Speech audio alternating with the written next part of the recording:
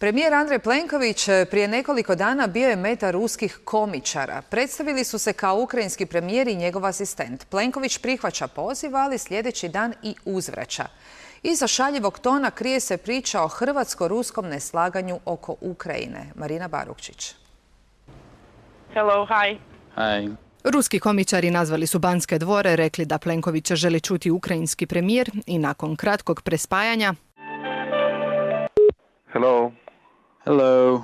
I'm assistant of the Prime Minister. Hello, Andrej Plenković here. How are you?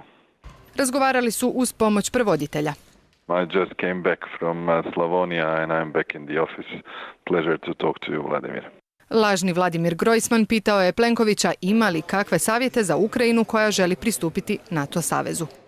I hope that you will support us. Of course, we have a very principled position. Još jednom je ponovio da Hrvatska može pomoći Ukrajini u mirnoj reintegraciji. Do kraja nije bio svjestan da razgovara s komičarima. Thank you also for the sanctions against Russia. Yeah, that is also part of the overall policy line. Dan kasnije premijer je očito posumnjao da nešto nije u redu, pa je uzvratio poziv, ovaj put na hrvatskom jeziku.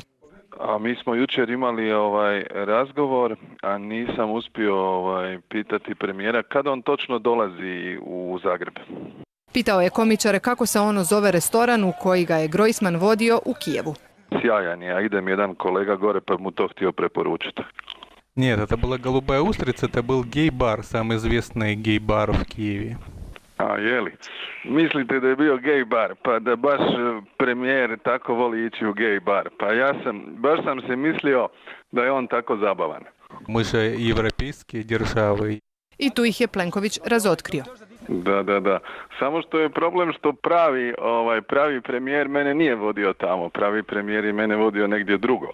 A ovaj simpatični krivi premijer koji ima smisla za humor, kao i vi, gospođo, bi vodio nekoga drugoga tamo i ja vam čestitam. Dobri ste, pravi ste, ali nismo ni mi loši. Drago mi je da smo se čule.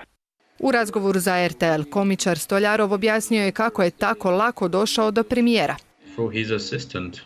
It was easy for us and it wasn't any difficult because we have a big experience. We called to many presidents around the world, so your country is not so.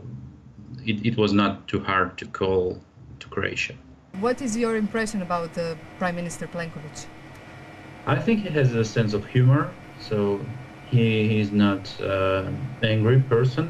Don't want to revenge us.